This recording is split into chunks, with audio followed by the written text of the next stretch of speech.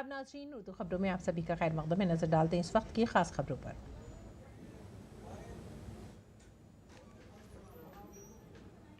वज़ीर आज़म नरेंद्र मोदी ने राज्यसभा में सदर जमहूरिया के खिताब पर शुक्रिया की तहरीक का दिया जवाब। कांग्रेस को बनाया तनकीद का निशाना, कहा फैमिली फर्स्ट और खुशामद रहा कांग्रेस का मॉडल, जबकि नेशन फर्स्ट और इत्मीनान है हमारा मॉडल। वज़ीर ख़ारजा डॉक्टर एस जयशंकर का अमरीका में गैर कानूनी तरीके से मुक़ीम भारतीय शहरियों की मुल्क बदरी पर बयान, कहा मुल्क बदर किए गए अफराद के साथ बदसलूकी न हो, इस सिलसिले में अमरीकी हुकूमत के साथ बातचीत जारी।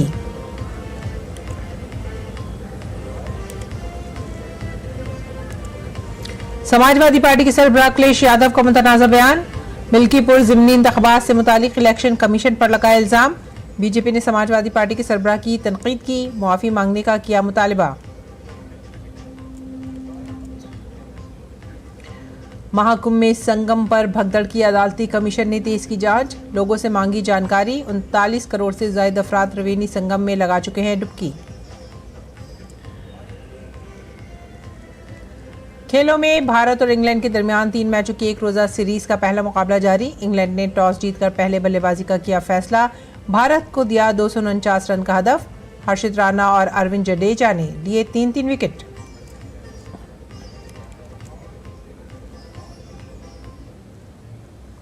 और खबरें अब तफसील से। वज़ीर आज़म नरेंद्र मोदी ने राज्यसभा में सदर जमहूरिया के खिताब पर हुई बहस का जवाब दिया। तीसरी मुद्दत कार का जिक्र करते हुए वज़ीर आज़म ने कहा कि ये जन आदेश इस बात का सबूत है कि अवाम ने हमारे तरक्याती मॉडल को परखा और हिमायत की। वज़ीर आज़म ने नेशन फर्स्ट को अपनी हुकूमत की पॉलिसी करार दिया। उन्होंने कहा कि कांग्रेस से सबका साथ सबका विकास की उम्मीद करना गलत होगा। ये उनकी सोच समझ और रोड मैप से बाहर है। कांग्रेस ने राजनीति का एक ऐसा मॉडल तैयार किया था जिसमें झूठ, फरेब, भ्रष्टाचार, परिवारवाद, तुष्टीकरण सबका गालमेल था। जहां सबका गालमेल हो वहां सबका साथ हो ही नहीं सकता।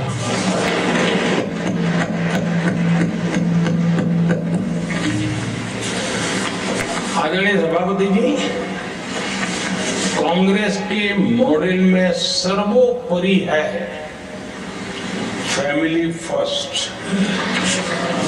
और इसलिए उनकी नीति रीति, उनकी वाणी, उनका बर्तन उस एक चीज को संभालने में ही खपता रहा है। वज़ीर आज़म ने कहा कि उनकी हुकूमत की पॉलिसी मुतमईन करने की नहीं बल्कि इत्मीनान की है। पीएम ने कांग्रेस पर इल्ज़ाम आयद किया कि वो हर मामले में मुतमईन करने में मुलव्विस है और एक छोटे ग्रुप को कुछ दे रही है जबकि बाकियों को तकलीफ पहुंचा रही है। उन्होंने कहा कि एक दहाई में उनकी हुकूमत ने सबका साथ सबका विकास के बुनियादी फार्मूले को नाफिज किया। वज़ीर आज़म ने ओबीसी कमीशन को दहाइयों से आईनी कमीशन का दर्जा ना देने पर भी कांग्रेस को तनकीद का निशाना बनाया। उन्होंने कहा कि कांग्रेस ने हमेशा ही बाबा साहब से नफरत की, उन्हें इंतखाबात में शिकस्त देने में कोई कसर नहीं छोड़ी गई।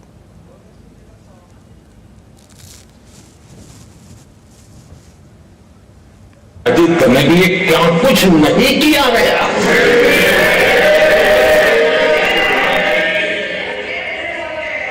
कभी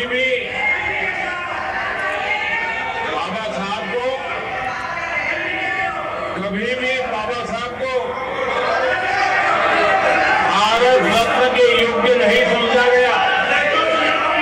आदरणीय सभापति जी, कभी भी बाबा साहब को भारत रत्न योग्य नहीं समझा गया। इतना ही नहीं, आदरणीय सभापति जी, इस देश के लोगों ने बाबा साहब की भावना का आदर किया, सर्व समाज ने आदर किया, और तब आज मजबूरन कांग्रेस को जय भीम बोलना पड़ रहा है, उनका मुंह सूख जाता है।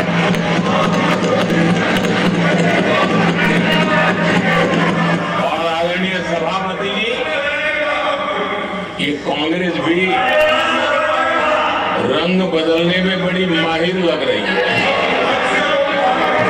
इतनी तेजी से अपना नकाब बदल देते हैं, ये इसमें साफ साफ नजर आ रहा है। और वजीर आजम ने जात पात का जहर फैलाने पर कांग्रेस और दीगर पार्टियों को निशाना बनाया। वजीर आजम ने कहा कि कांग्रेस ने कभी भी SC, ST और महरूम तबकों को माशी तौर पर बाइख्तियार बनाने की कोई कोशिश नहीं की। वजीर आजम ने कहा कि उनकी हुकूमत ने इस संत में काम शुरू किया है। SC, ST समुदाय की आर्थिक लाचारी बाबा साहब समाप्त करना चाहते थे। उसे कांग्रेस ने ऐसा उल्टा काम किया कि उसको गहरा संकट बना दिया। आदरणीय सभापति की 2014 में हमारी सरकार ने इस सोच को बदला और हमने प्राथमिकता देते हुए स्किल डेवलपमेंट, फाइनेंशियल इंक्लूजन और इंडस्ट्रियल ग्रोथ पर हमने जोर दिया। हमने PM विश्वकर्मा योजना बना करके समाज का वो तबका जिसके बिना समाज की रचना ही संभव नहीं है, और हर गांव में छोटे छोटे रूप में बिखरे हुए समाज, जो पारंपरिक कार्य करने वाले हमारे विश्वकर्मा भाई बहन, लोहार हो, कुम्हार हो, समाज के सोनार हो, ऐसे सारे जो वर्ग के लोग हैं, पहली बार देश में उनके लिए कोई चिंता हुई और उनको ट्रेनिंग देना, टेक्नोलॉजिकल अपग्रेडेशन के लिए नए औजार देना, डिजाइनिंग में उनको मदद करना, आर्थिक सहायता करना, उनके लिए बाजार उपलब्ध कराना, ये सारे दिशाओं में एक विशेष काम हमने अभियान चलाया हुआ है। और समाज का ये वर्ग है जिसकी तरफ किसी ने ध्यान नहीं दिया, और समाज नियंत्रण में जिसका महत्वपूर्ण रोल है, उस विश्वकर्मा समाज की हमने चिंता। वज़ीर आज़म ने न सिर्फ किसानों की फलाह बहबूद और ख़वातीन को बाइख्तियार बनाने के लिए की गई कोशिशों का जिक्र किया, बल्कि सरहदी देहातों में तरक्की के नए सफ़र का आगाज़ करने का भी जिक्र किया। वज़ीर आज़म ने कहा कि कांग्रेस ने पहले दिन से ही आइन की रूह पर हमला किया। वज़ीर आज़म ने कहा कि आज हुकूमत आइन बनाने वालों के जज्बात का एहतराम करते हुए आगे बढ़ रही है। मैं आज बड़े संतोष के साथ कह सकता हूं कि हमारे संविधान निर्माताओं की जो भावना थी, उसी का आदर करते हुए, उसी से प्रेरणा लेते हुए हम आज आगे बढ़ रहे हैं। कुछ लोगों को लगता होगा ये यूसीसी क्या लाए हैं, लेकिन जो संविधान सभा की डिबेट पढ़ेंगे उनको पता चलेगा कि हम उस भावना का यहाँ लाने का प्रयास कर रहे हैं। कुछ लोगों की राजनीति आड़े आती हो, लेकिन हम संविधान निर्माताओं की भावना को जीते हैं ना, तब जाकर के ये साहस करते हैं और कमिटमेंट के साथ पूरा करने का प्रयास करते हैं। वज़ीर आज़म ने कांग्रेस हुकूमतों में शख्सी आज़ादी का गला घोटे जाने से मुतालिक वाक़यात की याद दहानी कराई। वज़ीर आज़म ने नेहरू के दौर में ऐसे ही एक वाक़े का भी जिक्र किया। कविता गाने मात्र के गुणे में नेहरू जी ने देश के एक महान कवि को जेल में ठूस दिया।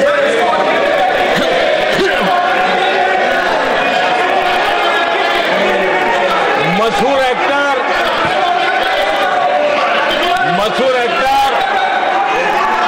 बलराज साहनी जी सिर्फ एक जुलूस में शामिल हुए थे, आंदोलन करने वालों के जुलूस में शामिल हुए थे, इसलिए बलराज साहनी जी को जेल में बंद कर दिया गया।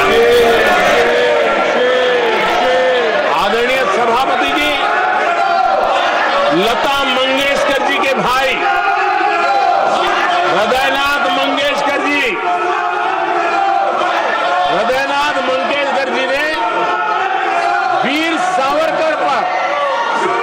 एक कविता स्वरबद्ध करके आकाशवाणी पर प्रस्तुत करने का योजना बनाई।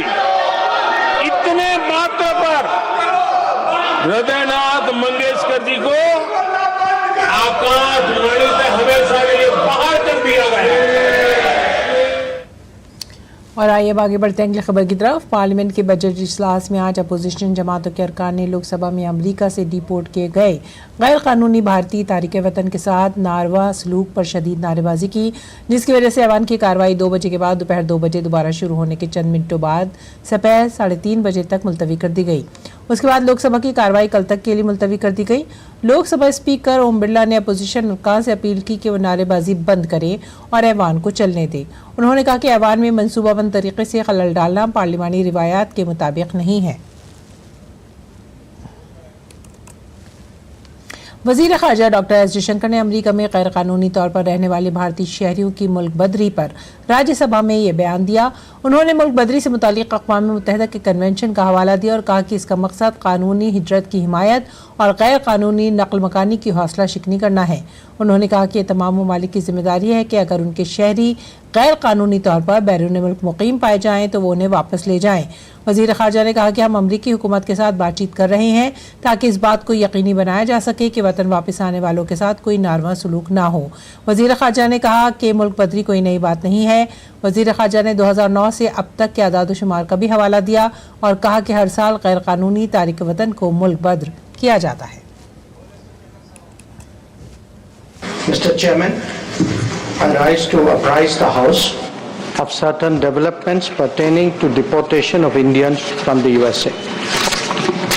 Honorable members are aware that people-to-people exchanges constitute the bedrock of our deepening ties with the United States. Indeed, more than any other relationship, mobility and migration has had a key role to play in enhancing its quality. Sir, the House would also share the view of the government that it is in our collective interest to encourage legal mobility and discourage illegal movement.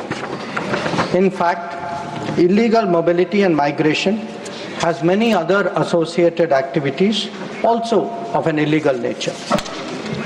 Moreover, those of our citizens who have been inveigled into illegal movement themselves become prey to other crimes.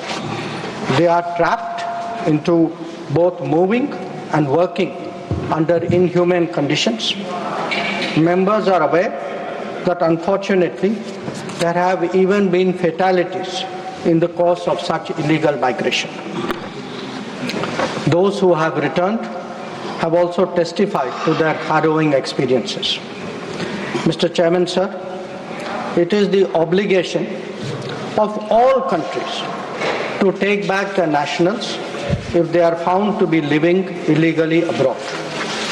This is naturally subject to an unambiguous verification of their nationality. This is not a policy applicable to any specific country, nor indeed one only practiced by India. It is a general accepted principle in international relations. Sir, honorable members would be aware that the process of deportation is not a new one. I repeat, not a new one, and has been ongoing for several years. I would like to share with the House details of deportation from the United States since 2009. Their numbers, years-wise, as available with our law enforcement authorities, is as follows. 2009, number of deportees 734. 2010, 799. 2011, 597. 2012, 530. 2013, 515. 2014, 591. 2015, 708. 2016, 1303. 2017, 1024. 2018, 1180. 2019, 2042. 2020 1889, 2021 805, 2022 862, 2023 617, 2024 1368, 2025 104. So, deportations by the US are organized and executed by the Immigration and Customs Enforcement ICE authorities. The standard operating procedure for deportation by aircraft used by ICE, that is effective from 2012. I repeat, that is effective from 2012, provides for the use of restraints. However, we have been informed by ICE that women and children are not restrained. Further, the needs of deportees, including during transit, related to food and other necessities, including possible medical emergencies, are attended to. During toilet breaks, deportees are temporarily unrestrained if needed in that regard. This is applicable to chartered civilian aircraft as well as military aircraft. There has been no change, I repeat, no change from past procedure for the flight undertaken by the US on 5 February 2025. Honorable Chairman, sir, we are, of course, engaging the US government to ensure that the returning deportees are not mistreated in any manner during the flight. At the same time, the House will appreciate that our focus should be on strong crackdown on the illegal migration industry, while taking steps to ease visas for the legitimate traveler. On the basis of information provided by returning deportees about the agents and others involved, law enforcement agencies will take necessary preventive and exemplary actions. और अब आगे बढ़ते हैं अगली खबर की तरफ। मरकजी वजीर मवासलात ज्योतिरादित्य सिंधिया ने राज्यसभा में एक सवाल के जवाब में कहा कि पिछले 10 बरस में मोबाइल टैरिफ में 94% कमी आई है। आज भारत पूरी दुनिया में डाटा टैरिफ के लिहाज से सबसे कम शरहों पर खिदमात फराहम करने वाला मुल्क बन गया है। ब्रॉडबैंड की हम बात करें, जो 2 Gbps की से ज्यादा होती है कनेक्टिविटी, केवल 25 करोड़ ग्राहक थे 140 करोड़ के देश में। आज वो बढ़कर 92 करोड़ हो चुका है देश के अंदर सर। 2014 में 1 मिनट का कॉल मोबाइल पर 50 पैसे लगता था सर। आज 2025 में सर 10 साल बाद 1 मिनट का कॉल 3 पैसे लेता है सर, 3 पैसे। आज भारत सर, मैं बताना चाहता हूं, आज भारत पूरे विश्व में, आपको कोई इजाजत नहीं बोलूंगी सर, आज भारत पूरे विश्व में सबसे किफायती देश है डेटा के आधार पर, पूरे विश्व में प्रधानमंत्री जी के नेतृत्व में। और समाजवादी पार्टी के सरबराह अखिलेश यादव ने इलेक्शन कमीशन पर काबिल एतराज तबसरा किया है। मुल्की पर ज़मीनी इंतखाबात से मुतालिक इलेक्शन कमीशन पर बड़ा हमला करते हुए उन्होंने कहा कि इलेक्शन कमीशन मर चुका है, हमें सफेद कपड़ा देना पड़ेगा। बगल में ही बिल्डिंग है चुनाव आयोग की, मैं वो लाना भूल गया, सफेद कपड़ा डाल देना चाहिए उस पर, क्योंकि चुनाव आयोग मर चुका है। मैंने सुबह से, और समाजवादी पार्टी ने सुबह से लेकर के शाम तक, जब तक चुनाव खत्म हुआ है, 500 कंप्लेंट्स किए, 500 कंप्लेंट। अगर एक भी कंप्लेंट पे उन्होंने कहा, और मैंने अपनी कई प्रेसों में ये कहा था कि मैं चाहता हूं ये चुनाव देखे दुनिया कि लोकतंत्र कैसे चलता है।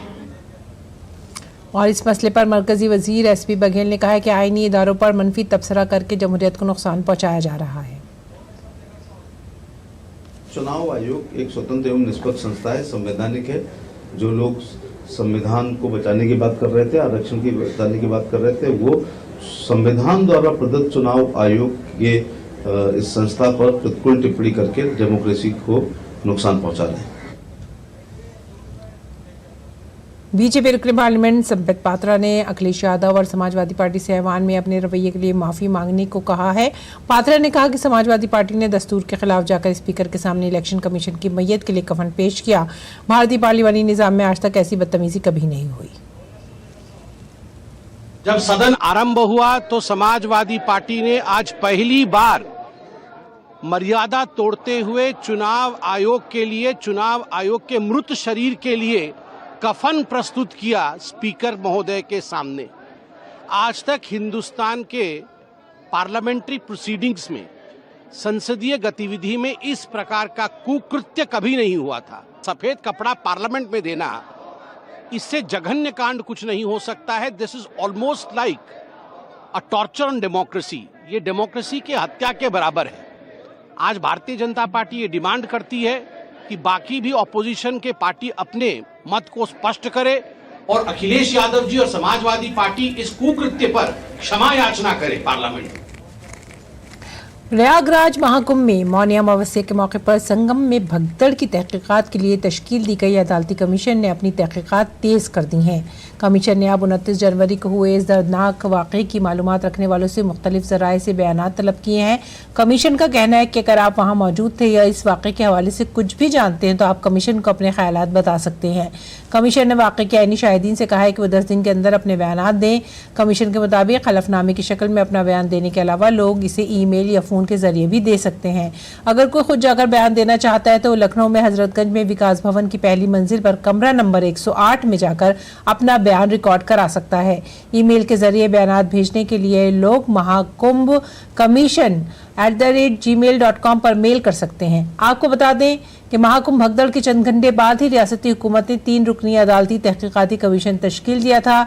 इस कमीशन के चेयरमैन जस्टिस हर्ष कुमार हैं, जो इलाहाबाद हाई कोर्ट के रिटायर्ड जज हैं, जबकि रिटायर्ड DGPV के गुप्ता और रिटायर्ड IAS दिनेश कुमार सिंह भी कमीशन के 2 अरकान के तौर पर इसमें शामिल हैं।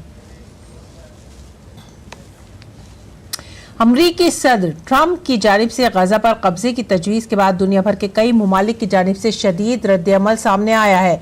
ट्रंप के बयानात पर बात करते हुए अक़वाम मुत्तहिदा के सरबराह का कहना था कि हल तलाश करते हुए हमें इस मसले को मजीद ख़राब करने से गुरेज करना चाहिए। साथ ही ऐवान ने ट्रंप के बयान पर वजाहत दी है। बयान में कहा गया कि सदर ट्रंप ने गजा पर कब्जे या इस मकसद के लिए वहाँ फ़ौज तैनात करने की अमरीकी तजवीज़ पर कोई अज़्म ज़ाहिर नहीं किया।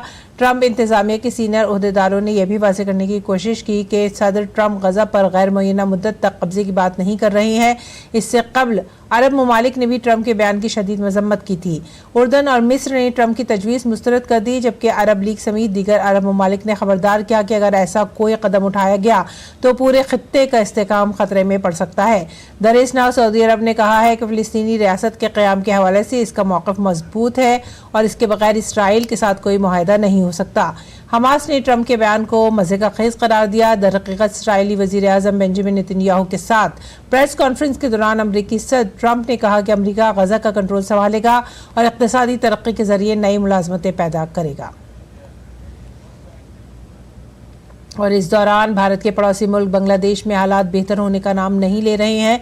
बुध के रोज मुजाहिरीन के एक बड़े ग्रुप ने बंगला बंधु मेमोरियल म्यूजियम में तोड़फोड़ की और आग लगा दी, जो बांग्लादेश की बानी और साबिक सदर शेख मुजीबुर रहमान की ज़ाती रहायशगाह थी। इत्तला के मुताबिक तलबा के खिलाफ इम्तियाज़ के कन्वीनर हसनात अब्दुल्ला ने अपने फेसबुक पेज पर पोस्ट करते हुए ऐलान किया था कि बुध की रात बांग्लादेश को फासिस्ट गढ़ से आज़ाद किया जाएगा। मुजाहिरीन शेख हसीना की ऑनलाइन तकरीर के खिलाफ एहतजाज कर रहे थे और अवामी लीग पर पाबंदी का मुतालबा कर रहे थे, जिसके बाद मुजाहिरीन ने म्यूजियम पर हमला किया। दरअसल मुजीबुर रहमान की रिहाइशगाह पर हमले के बाद शेख हसीना की पार्टी अवामी लीग ने एक बयान जारी करते हुए मुल्क की अबूरी यूनिस हुकूमत को निशाना बनाया और इस पर रियासती मशीनरी का गलत इस्तेमाल करने का इल्जाम आयद किया।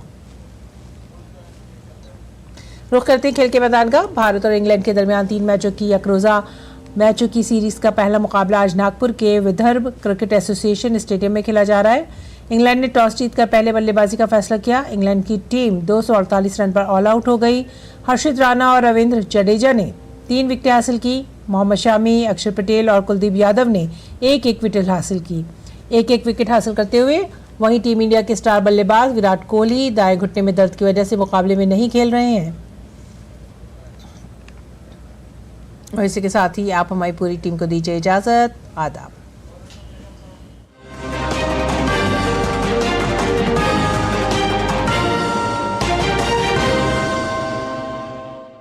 कई साल पहले की बात है।